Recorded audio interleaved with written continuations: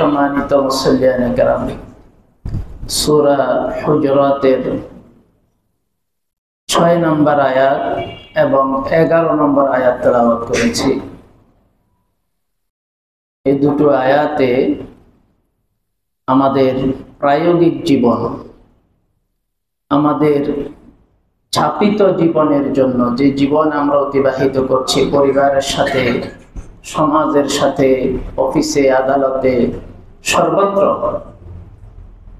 এই জীবনের জন্য এখানে যথেষ্ট দিক নির্দেশনা রয়েছে।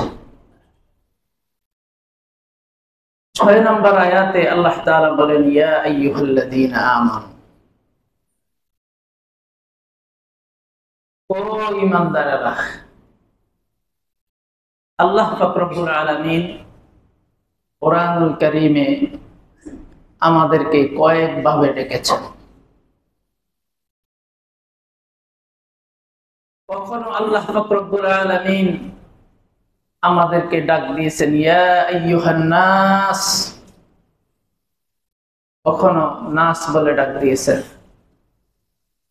আবার কখনো আমাদেরকে ইয়া আইয়ুহাল ইনসান মা গাররাকা বিরাব্বিকাল কারীম এভাবে ডাক দিয়েছেন।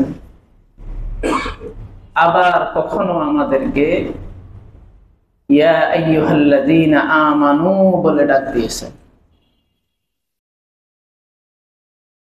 বিখ্যাত মুফাসসির পাকিস্তানের মুফতি শফি রহমাতুল্লাহি আলাইহি তিনি বলেন যে এই ডাকগুলির ভেতরে পার্থক্য আছে।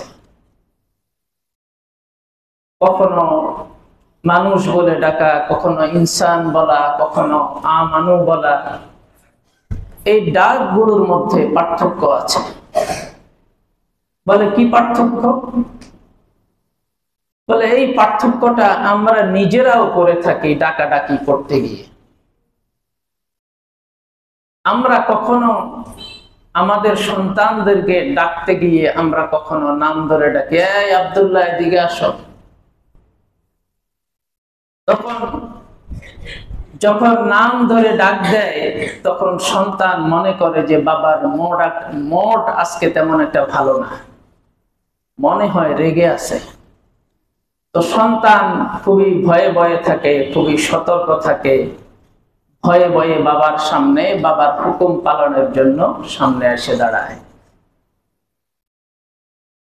আবার কখনো বাবা সন্তানকে, বাবা আর সন্তানের মাঝে যে পিতৃত্বের সম্পর্ক, এই সম্পর্কটাকে উল্লেখ করে ডাক দেয়। কখনো বাবা সন্তানকে ডাকে, আব্বু এদিকে আসো। যখন এই ডাক দেয় তখন সন্তান বুঝে বাবা আমাকে খুব আদর করে ডাকছে, খুব মায়া করে ডাকছে। তো সন্তান দৌড়ে বাবার কাছে চলে আসে, খুশিতে লাফাইয়া বাবার সামনে এসে চলে আসে, আব্বু কি জন্য ডাকছো বলো। তো এই কখনো আমরা সন্তানকে নাম ধরে ডাকি, কখনো তার মাঝে আর আমাদের মাঝে যে সম্পর্ক আছে সেই সম্পর্ক ধরে ডাক দেয়। ঠিক তদ্রুপ ভাবে আল্লাহ পাক রব্বুল আলামিন কোরআনুল কারীমে কখনো আমাদেরকে ডেকেছেন ইয়া আইয়ুহান নাস ইত্তাকু রাব্বাকুম, আবার কখনো ডেকেছেন ইয়া আইয়ুহাল ইনসান মা গাররাকা বিরাব্বিকাল কারীম, আবার কখনো আমাদেরকে ডেকেছেন ইয়া আইয়ুহাল্লাযীনা আমানু। যখনই আমাদেরকে নাস বলে ডেকেছেন, যখনই আমাদেরকে ইনসান বলে ডেকেছেন, তো মুফাসসিরিনে কেরাম বলেন এই ডাকগুলির ভিতরে সতর্কতা আছে আমাদের জন্য। যখনই নাস বলে ডাক দেয়, ইনসান বলে ডাক দেয়, তখন আমাদের বুঝে নেওয়া যে আল্লাহ তাআলা আমাদেরকে কোনো একটা বিষয়ে সতর্ক করার জন্য ডেকেছেন। আর যখনই বান্দার সাথে আল্লাহর সাথে যে ঈমানের সম্পর্ক, সেই সম্পর্ক ধরে যখন ডাক দেয় তখন মুফাসসিরিনে কেরাম বলেন আমাদের বুঝে নেওয়া যে আল্লাহ তাআলা আমাকে খুব মায়া করে ডাক দিয়েছে। সুবহানাল্লাহ, আল্লাহ আমাকে খুব আদর করে ডাক দিয়েছে। তো এই আয়াতেও আল্লাহ পাক রব্বুল আলামিন আমাদেরকে খুব মায়া করে ডাক দিয়ে বলতেছেন, ইয়া আইয়ুহাল্লাযীনা আমানু, হে ঈমানদাররা। এই আয়াতের একটা শানে নুজুল আছে, প্রেক্ষাপট আছে, ব্যাকগ্রাউন্ড আছে। যেই প্রেক্ষাপটকে কেন্দ্র করে এই আয়াতটা অবতীর্ণ হয়েছে সেটা হলো ইমাম আহমদ ইবনে হাম্বল রাহিমাহুল্লাহ তাআলা তিনি বর্ণনা করেছেন যে হারিস নামক একজন ব্যক্তি, হারিস ইবনে আল জিরার, তিনি তখনও মুসলমান হয়নি। আল্লাহর নবীর দরবারে আসলেন। আসার পরে রাসূলুল্লাহ সাল্লাল্লাহু আলাইহি ওয়াসাল্লাম তাকে ইসলামের দাওয়াত দিলেন। হারিস ইবনে আল জিরার বলেন, আমি আল্লাহর তৌফিকে আমি ইসলাম ধর্ম গ্রহণ করে ফেললাম। সুবহানাল্লাহ। এবং আল্লাহর রাসূলের সাথে আমি অঙ্গীকারাবদ্ধ হলাম ইসলামের বিধিবিধান, যাবতীয় আবশ্যকীয় পালনীয় বিষয়গুলিকে আমি অত্যন্ত আগ্রহের সাথে আমি গুরুত্ব দিয়ে পালন করব, এই বিষয়ে অঙ্গীকারাবদ্ধ হলাম। তারপর আল্লাহ রাসূলের কাছে নিবেদন করলাম, ইয়া রাসূলুল্লাহ, আমি আমার কওমের কাছে ফিরে যেতে চাই। সে ছিল বনু মুস্তালিক গোত্রের, আরবের বনু মুস্তালিক। আমি আমার কওমের কাছে ফিরে যেতে চাই। গিয়ে তাদেরকে ইসলামের দাওয়াত দিব, ইসলামের বিধিবিধান পালনে তাদেরকে উৎসাহী করে আগ্রহী করে তুলব, উদ্বুদ্ধ করব এবং তাদের থেকে যাকাতের অর্থ করে সংগ্রহ করব। আপনি অমুক সময়ে আপনার পক্ষ থেকে একজন দূত পাঠাবেন, তাহলে আমি সেই সংগ্রহকৃত যাকাতের অর্থগুলি ওই দূতের কাছে দিয়ে দিব। আপনি এখানে যারা গরীব আছে তাদের মাঝে সেগুলি আপনি খরচ করতে পারলেন, এতে করে তাদের সহযোগিতা হবে। এই বলে আল্লাহর নবী থেকে অনুমতি নিয়ে সে নিজের কওমের কাছে চলে গেল। সেখানে গিয়ে স্বজাতির মধ্যে মানুষদেরকে দাওয়াত দিয়ে মোটামুটি একটা দলকে সে ইসলামের দিকে নিয়ে আসলো এবং ইসলামের বিধিবিধান পালনে তাদেরকে উদ্বুদ্ধ করে ইসলামের বিধিবিধান পালনে তাদেরকে লাগিয়ে দিল। তাদের থেকে যাকাতের অর্থ সংগ্রহ করলো, করে সেই হারিস বিন আল জিরার আল্লাহর নবীর দূতের অপেক্ষায় রইল যে যখনই আসবে তার কাছে সেগুলো দিয়ে দেব। কিন্তু সময় শেষ হয়ে গেল, দূত আসতেছে না। হারিস বিন আল জিরার মনে করলেন, না জানি রাসূলুল্লাহ কোনো কারণে আমার প্রতি অসন্তুষ্ট হয়েছে কিনা, এই জন্য মনে হয় দূত পাঠাচ্ছে না। তার মনের ভিতরে একটা সন্দেহ দেখা দিল। তখন সে তার সেই গোত্রের লোকজনদেরকে নিয়ে সে পরামর্শে বসলো যে কি করা যায়। আল্লাহর নবীর দূত তো আসার কথা ছিল কিন্তু আসতেছে না। অনেক পরামর্শ হলো, এর মধ্যে একটা পরামর্শ হলো যে কোনো কারণে যদি কোনো বিষয় যদি আল্লাহর রাসূল অসন্তুষ্ট হয়ে থাকে তাহলে আমাদের সকলের উচিত সরাসরি আল্লাহর নবীর দরবারে চলে যাওয়া, গিয়ে রাসূলুল্লাহর কাছে মাপ চাওয়া এবং আমাদের ভুলের জন্য আমরা যতটুকু আল্লাহর নবীর কাছে নিজেকে ছোট করা দরকার ততটুকু ছোট করা। এইভাবে তারা পরামর্শ হলো, পরামর্শ করে তারা সিদ্ধান্ত নিল। এটার উপরেই তাদের চূড়ান্ত সিদ্ধান্ত হয়ে গেল, হ্যাঁ সকলে মিলে আল্লাহ রাসূলের দরবারে যাবে যদি শেষ পর্যন্ত কোনো দূত না আসে। এদিকে রাসূলুল্লাহ সাল্লাল্লাহু আলাইহি ওয়াসাল্লাম ওলীদ বিন উকবা একজন সাহাবী রাদিয়াল্লাহু তাআলা আনহু, ওনাকে পাঠালেন যে হারিস বিন জিরার কাছে যাও, বনু মুস্তালিক গোত্রের যে অর্থ যাকাতের সংগ্রহ টাকা সে সংগ্রহ করেছে সেগুলো নিয়ে আসো।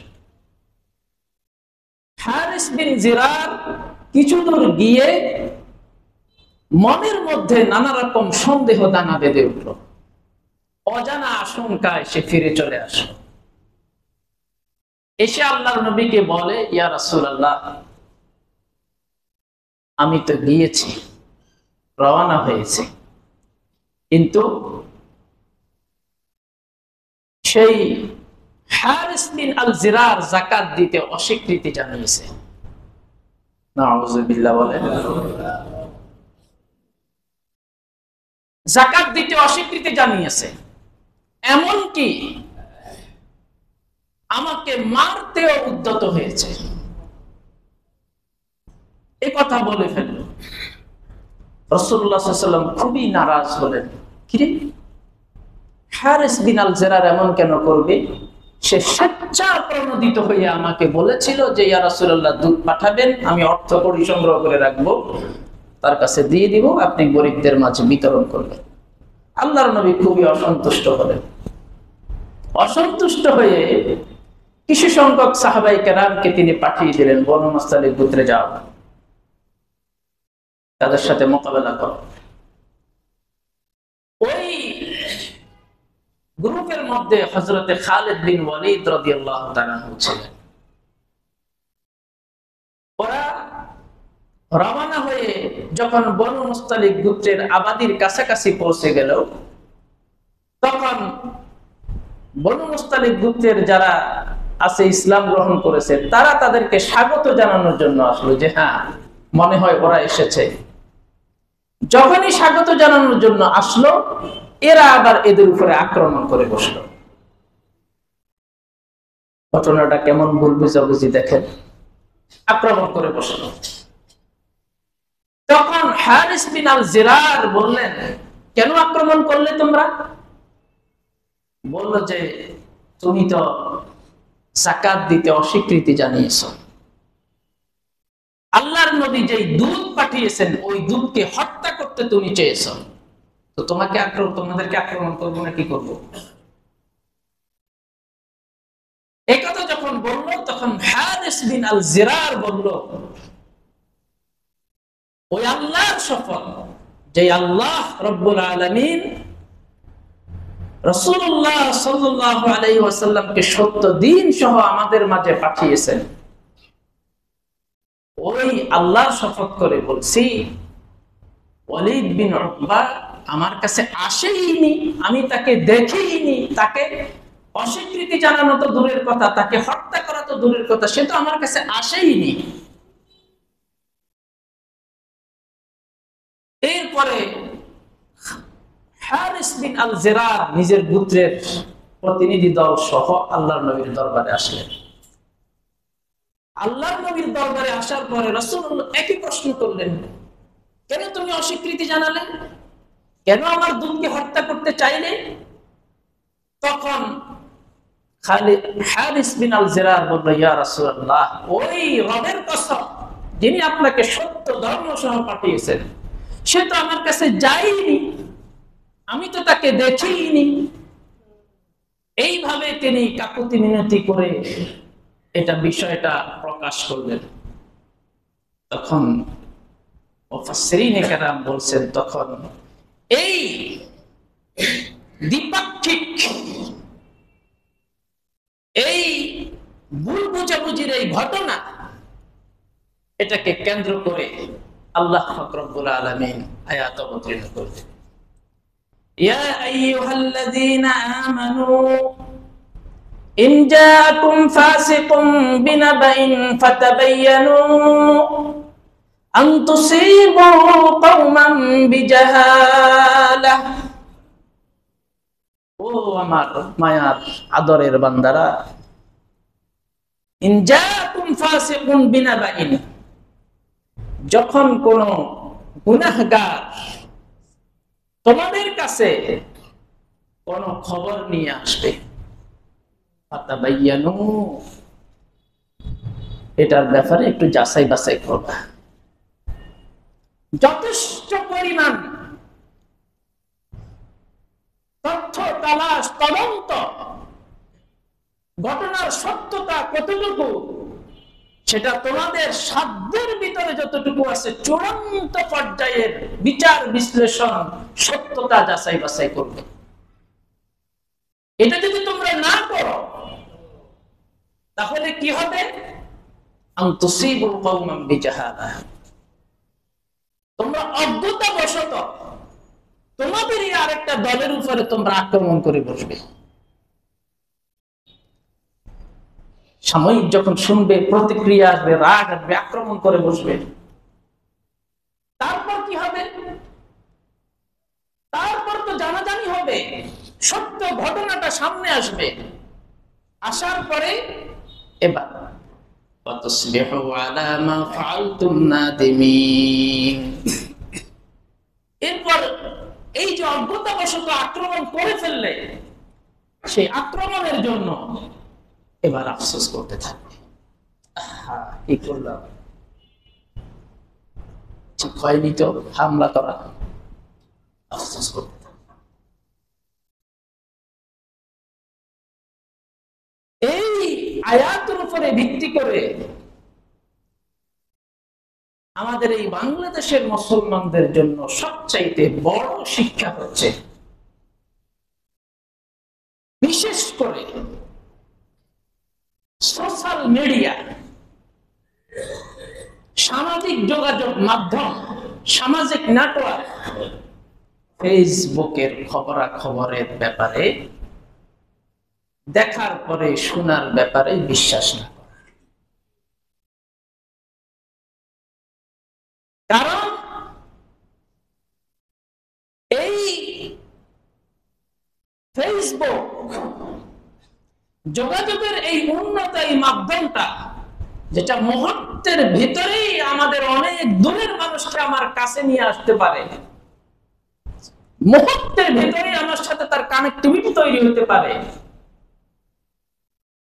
এটা তো আল্লাহ তাআলার পক্ষ থেকে দেয়া একটা নিয়ামত।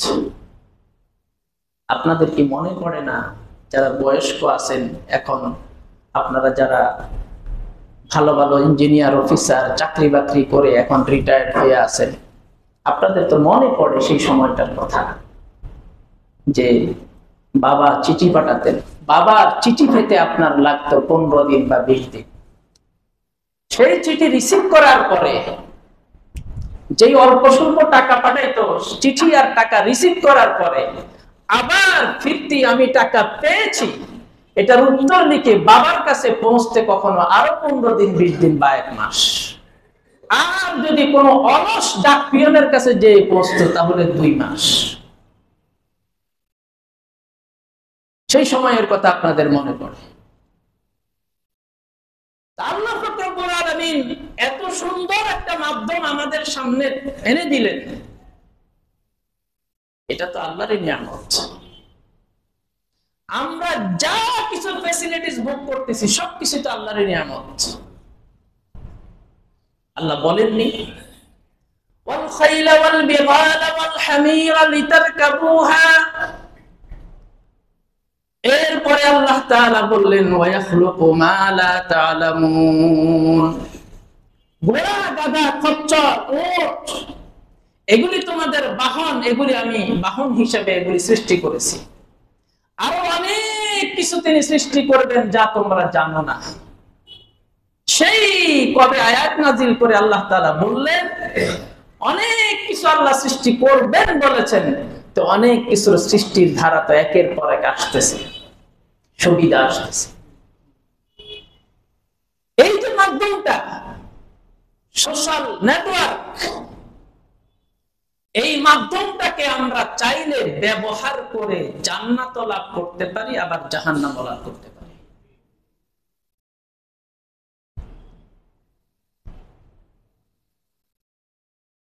আপনি যদি সকালবেলা উঠে ফেসবুকে একটা হাদিস লিখে দেন, قال رسول الله صلى الله عليه وسلم كفى بالمرء كذبا أن يحدث بكل ما سمع আপনি ফেসবুকের ভিতরে লিখে দিলেন রাসূলুল্লাহ সাল্লাল্লাহু আলাইহি ওয়াসাল্লাম বলেছেন, যে ব্যক্তি শুনে বিশ্বাস করে ফেললো, যে ব্যক্তি কোনো কথা শোনার পরে সেটা বর্ণনা করলো, যাচাই বাছাই করলো না, তো মিথ্যাবাদী হওয়ার জন্য এটাই যথেষ্ট। পরীক্ষা নিরীক্ষা করা ছাড়া, যাচাই বাছাই করা ছাড়া কথাটা প্রচার করে দিল। এখন ফেসবুকের ভিতরে আসে ভুয়া খবর, আসে কিনা বলেন? আপনি সেই ভুয়া খবরের মধ্যে আপনি লাইক দিলেন, কমেন্ট করলেন, এটাকে শেয়ার করলেন, এটা মিথ্যা খবর। তাহলে আপনি কি করলেন? আপনি এই মিথ্যাটাকে প্রচার করলেন কিনা, মিথ্যাটাকে সাপোর্ট করলেন কিনা, প্রমোট করলেন কিনা, এটাকে সমর্থন করলেন কিনা বলেন? তারপরে আপনি দেখবেন বর্তমানে চলতেছে, আমি ব্যাপকভাবে বলতেছি, ইয়া আইয়ুহাল্লাযীনা আমানু ইন জাআকুম ফাসিকুম বিনাবাইন ফাতাবায়ানু। আপনি দেখবেন এখন আরো একটা প্রযুক্তি বেরিয়েছে, এআই। এই প্রযুক্তিটাকে ব্যবহার করে অসংখ্য মানুষের ইজ্জতকে বলম্বিত করতেছে, অসংখ্য মানুষের ইজ্জত সম্মান নষ্ট করতেছে। একটা নারী, সে যেই হোক না কেন, এই নারীটাকে আরেকটা যুবকের সাথে এআই দিয়ে ভিডিও তৈরি করে, তার সাথে অশ্লীল একটা চিত্র তৈরি করে প্রচার করে দেওয়া হলো। আর আপনি প্রচারিত হওয়ার পরে আপনি যখন ফেসবুক খুললেন, খোলার পরেই তো আপনার সামনে আসছে, আল্লাহ বলতেছে ইন জাআকুম ফাসিকুন বিনাবাইন। ফেসবুক খোলার পরে আপনার সামনে আসছে খবর, অমুক বিশ্ববিদ্যালয়ের শিক্ষিকার সাথে অমুক যুবকের ভিডিও আপনার সামনে আসছে না? এবার আপনি মজা নিলেন, লাইক করলেন, এটাকে শেয়ার করে দিলেন, দেখো কি কাণ্ড। অথচ এটা বানানো হয়েছে এআই দিয়ে। বাংলাদেশের অতীতের যারা অনেক বড় বড় দায়িত্বে ছিলেন, প্রধানমন্ত্রী ছিলেন, বড় বড় নেতা ছিলেন,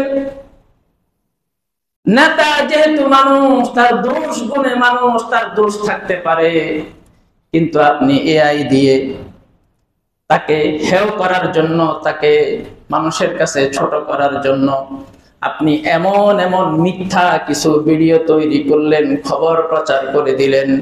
তারপরে ওই নেতা, যেহেতু আপনি ওই নেতাকে ভালোবাসেন না, এবার আপনি পাওয়ার পরে মজা নিলেন, মন্তব্য করলেন, আবার সেটাকে প্রচার করে দিলেন। অথচ এটা বানানো হয়েছে এআই দিয়ে। ইয়া আইয়ুহাল্লাযীনা আমানু ইন জাআকুম ফাসিকুম বিনাবাইন ফাতাবায়ানু। এই জন্য আমাদের মুরব্বীরা তো এই সোশ্যাল নেটওয়ার্ক ব্যবহার করে না, কিন্তু যে সমস্ত ভাইয়েরা ব্যবহার করেন, যারা ব্যবহার করেন তাদেরকে বলছি, এই সোশ্যাল নেটওয়ার্কের মাধ্যমে আপনার কাছে প্রতিনিয়ত হাজার হাজার খবরাখবর আপনার সামনে আসবে। আসার পরে শুনে যদি আপনি বিশ্বাস করে ফেলেন, قال رسول الله صلى الله عليه وسلم كفى بالمرء كذبا أن يحدث بكل ما سمع। শোনার পরে যাচাই বাছাই করলেন না, বিশ্বাস করে ফেললেন, লাইক করলেন, কমেন্ট করলেন, প্রচার করলেন, এটাকে প্রমোট করলেন। তা আপনি কি করলেন? আনতুসিবু কওমান বিজাহালাতিন। অজান্তে একজন নেতার সম্মান আপনি নষ্ট করলেন, অজান্তে একজন ভালো যুবকের চরিত্র আপনি নষ্ট করলেন, অজান্তে আপনি একজন নারীকে, যেই নারীটা, যেই জিনিসটা প্রচার করা হচ্ছে ওই জিনিসটার সাথে ওই নারীটা জড়িত না, কিন্তু আপনি সেখানে লাইক করলেন, কমেন্ট করলেন, সেটাকে প্রচার করে দিলেন। তাহলে কি হলো? ওই নারীর ইজ্জত সম্মান নষ্ট হলো। আপনি যাচাই বাছাই করলেন না। আপনি, এটা তো আরেকজনের সম্মান ইজ্জত নষ্ট করার মতো একটা ব্যাপার। এই জন্য খবর আপনার কাছে আসবে, খবরের কোনো শেষ নাই। খবর আসলেই যে আপনাকে বিশ্বাস করে ফেলতে হবে, খবর পাওয়ার পরে আপনার কিছু দায়িত্ব আছে। এই খবর কতটুকু সত্য, খবরের কতটুকু রিয়ালিটি আছে, সেটা যাচাই বাছাই করার পরে লাইক করবেন, কমেন্ট করবেন। কোন মিথ্যা কথার উপর যদি লাইক করেন, কমেন্ট করেন, প্রমোট করেন, উৎসাহ দেন, আপনি মিথ্যার প্রচারণায় আপনি লিপ্ত হয়ে গেলেন। রাসূলুল্লাহ সাল্লাল্লাহু আলাইহি ওয়াসাল্লাম বলেন, কোন মানুষ যখন মিথ্যা কথা বলে তখন তার মুখে এক ধরনের দুর্গন্ধ তৈরি হয়। এমন দুর্গন্ধ 40 দিন পর্যন্ত রহমতের ফেরেশতা তার কাছে আসে না।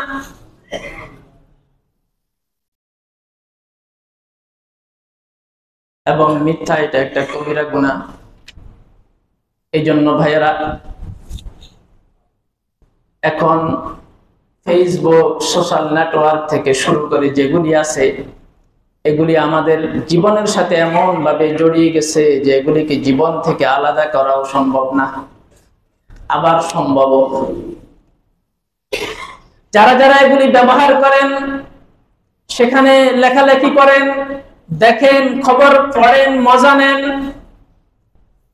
খবর পড়ার সময়, মজা নেওয়ার সময়, লাইক করার সময়, কমেন্ট করার সময় আপনাকে চিন্তা করতে হবে, ইনজাকুম ফাসিকুম বিনাবাইন, এই খবরটা যে আমার কাছে আসলো, এই খবরটা কে লিখলো, কোন সোর্স থেকে আসলো, সত্যতা আছে কিনা, এটা যাচাই বাছাই করতে হবে। আর যদি যাচাই বাছাই না করি, তখন আমরা জালেম হয়ে যাব। একজনের সম্মান নষ্ট করব, ইজ্জত নষ্ট করব, অধিকার নষ্ট করব, তো আমি জালেম। অতসবিহু আলা মা ফাআলতুম নাদিমিন, নিজের কৃতকর্মের জন্য আমাদেরকে আফসোস করতে হবে। 11 নম্বর আয়াতে আল্লাহ পাক রব্বুল আলামিন বলেন, ইয়া আইয়ুহাল্লাযীনা আমানু লা ইয়াসখার কওমুম মিন কওমিন, ও আমার মুহাব্বতের ঈমানদারেরা, আমার আদরের ঈমানদারেরা, লা ইয়াসখার কওমুম মিন কওমিন, মুসলমানদের একটা দল আরেকটা দলকে তোমরা বিদ্রোহ করবে না, উপহাস করবে না। ফেসবুকে এটা চলেনি, বলেন না? এই জিনিসটা ফেসবুকে চলে কিনা মুরব্বীরা জানবে না, যুবকরা বলেন। ফেসবুকের মধ্যে একজন আরেকজনকে উপহাস করা, একজন আরেকজনের ইজ্জতহানি করা, সম্মান নষ্ট করা, মিথ্যা খবর প্রচার করা, বদনামি করার জন্য, তারে ডুবাইয়া দেওয়ার জন্য, এগুলো চলে কিনা বলেন? আল্লাহ পাক রব্বুল আলামিন নিষেধ করতেছেন। আসা আন ইয়াকুনু খায়রাম মিনহুম, আল্লাহ বলেন, এই যে ফেসবুকের ভিতরে তুমি আজকে যাকে বিদ্রোহ করলা, যাকে তুমি ছোট করলা, যার ইজ্জতহানি করলা, যার বদনামি করলা, আল্লাহ বলেন আসা আন ইয়াকুনু খায়রাম মিনহুম, হতে পারে যার বদনামি তুমি করছো, যেই নারীর সম্মানহানি তুমি করছো, যেই নারীকে কাপড় চোপড় ফেলে দিছো, ফেসবুকের ভিতরে প্রচার করে দিছো, আরেক যুবকের সাথে নিয়ে তাকে লাগাইয়া দিয়েছো, এর মাধ্যমে এগুলো যারা করেছো, আবার যারা এগুলিকে প্রমোট করেছো, হতে পারে আসা আন ইয়াকুনু খায়রাম মিনহুম, যেই নারীর সাথে তুমি এমন আচরণ করেছো সোশ্যাল নেটওয়ার্কের মধ্যে, ওই নারীকে আল্লাহ তাআলা সবার আগে জান্নাতে দিয়ে দিবে, তখন তুমি কি করবা? আল্লাহর কাছে সে ভালো হিসেবে গ্রহণযোগ্য হয়ে যাবে। যেই যুবকটারে তুমি ওই নারীর সাথে মিলাইয়া দিলা, অথচ ওই যুবক নিষ্পাপ, এই ঘটনা, যেই ঘটনার ব্যাপারে তুমি প্রচার করলো, ওই ঘটনার ব্যাপারে সে নিষ্পাপ। হতে পারে আল্লাহর কাছে সে গ্রহণযোগ্য, আল্লাহর কাছে সে প্রিয় বান্দা, তার জীবনের ঘটে যাওয়ার গুনাহ খাতার জন্য আল্লাহ তাকে মাফ করে দিয়ে আল্লাহ তাকে জান্নাতে সর্বোচ্চ মর্যাদা দিবেন। হতে পারে আল্লাহর কাছে সে উত্তম, তুমি তাকে ছোট করার জন্য যে অপচেষ্টা চালিয়েছ, যে হিংসার বশবর্তী হয়ে তুমি তার ইজ্জত নষ্ট করার জন্য উঠে পড়ে লেগেছ, এটা তোমার জন্য কোনোভাবেই জায়েজ না, সম্পূর্ণভাবে হারাম। ইয়া আইয়ুহাল্লাযীনা আমানু লা ইয়াসখার কওমুম মিন কওমিন আসা আন ইয়াকুনু খায়রাম মিনহুম ওয়ালা নিসাউম মিন নিসাইন আসা আন ইয়াকুননা খায়রাম মিনহুন্না।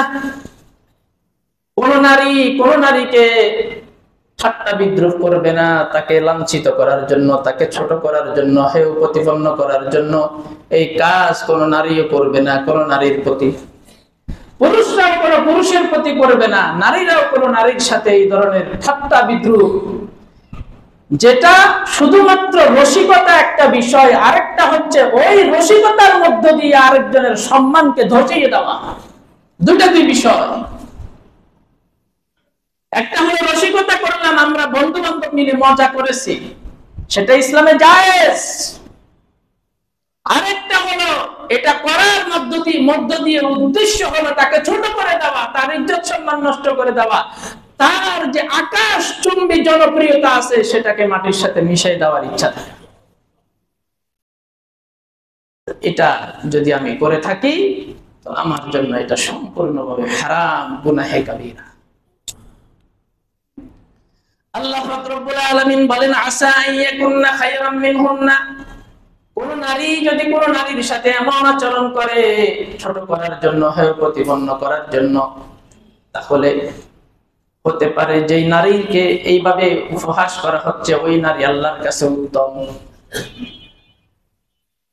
এই জন্য আমরা কোনো কিছু করতে, কাউকে কোনো কিছু বলতে, কোনো কিছু লাইক করতে, কোনো কিছু শেয়ার করতে চিন্তা ভাবনা করে করতে হবে। আমি যেটা লাইক করতেছি এটা কি গুনাহের কাজ, নাকি ইসলামের কাজ, নাকি মুসলমানের কাজ, না অমুসলমানের কাজ, এটা চিন্তা করতে হবে। আমি যে একজনকে ঠাট্টা বিদ্রুপ করতেছি, এই দেশে যত নেতা ছিলেন, বঙ্গবন্ধু শেখ মুজিবুর রহমান, জিয়াউর রহমান, মাওলানা ভাসানী, মাওলানা অমুক তমুক, যত নেতা ছিলেন সবার আমার নাম মনে নাই। আমরা দেখি মুসলমানের সন্তানেরাই বিভিন্ন নেতাদেরকে নিয়ে কটাক্ষ করে। যেই বিষয়ে ওনাকে কটাক্ষ করা হচ্ছে, যেই বিষয়ে ওনাকে উপহাস করা হচ্ছে, ওই বিষয়ের সাথে ওনার সম্পর্ক নাই। উনি নেতা হিসেবে ওনার কিছু দোষ থাকবে, এটা ঠিক আছে, উনি মানুষ, যেহেতু উনি নবী না। কিন্তু সম্পূর্ণভাবে হিংসার বশবর্তী হয়ে এই ধরনের করা হচ্ছে। সাবধান সাবধান, যারা ফেসবুক চালান, যারা ওই নেটওয়ার্কের সাথে জড়িত, যারা নিয়মিত লাইক কমেন্ট করেন, তারা এটা চিন্তা করবে। আল্লাহ বলেন ওয়ালা তালমিজু আনফুসাকুম, তোমরা নিজেদের মধ্যে একে অপরকে দোষারোপ করো না। ফেসবুকের মধ্যে এটা চলে কিনা বলেন? এক দলের কর্মী যারা আছে তারা বলবে ওই দল করছে, সে বলবে এই দল করছে, সে বলবে ওই দল করছে, দোষারোপ একজন আরেকজনকে চলে। তারপরে আল্লাহ বলেন ওয়ালা তানাবাজু বিল আলকাব, একজন আরেকজনকে মন্দ নামে ডাকাডাকি করবে না, খারাপ নামে ডাকাডাকি করবে না। এই দেশের যারা জাতীয় নেতা আছে তাদেরকে নিয়ে টিকটকার যারা আছে তারা বিভিন্ন ভাবে বিদ্রোহাত্মক ভিডিও বানায়, তাদের ইজ্জত সম্মান নষ্ট করে, তাদেরকে মন্দ নামে ডাকে, খারাপ নামে ডাকে। একজন ওয়াইজ আরেকজন ওয়াইজকে খারাপ নামে সম্বোধন করে। তারা মনে হয় দেখেন না, তাহলে আমি দেখি নাকি? আপনারা দেখেন না একজন হুজুর আরেকজন হুজুরকে কটাক্ষ করে, দেখেন না? করে কিনা? তো বলেন না কেন? কথা তো বলবেন। ওয়ালা তানাবাজু বিল আলকাব, তোমরা একজন আরেকজনকে মন্দ নামে ডাকাডাকি করিও না। আল্লাহ বলেন বিসাল ইসমুল ফুসুক বাদাল ঈমান, এরে বান্দা তুই মুসলমান, তুই মুমিন, ঈমান গ্রহণ করার পরে কাউকে খারাপ নামে ডাকাডাকি করা, কাউকে মন্দ নামে ডাকাডাকি করা, কারো ইজ্জত সম্মান নষ্ট করা, এই অপকর্ম করার পরে যদি তওবা না করো তো আল্লাহ পাক রব্বুল আলামিনের ঘোষণা, ওয়ামান লাম ইয়াতুব ফাউলাইকা হুমুজ জালিমুন। এই সমস্ত কর্মকাণ্ড করার পরে যদি তওবা না করো তাহলে তোমাদের উপাধি হলো আল্লাহর পক্ষ থেকে তোমরা হলে জালেম।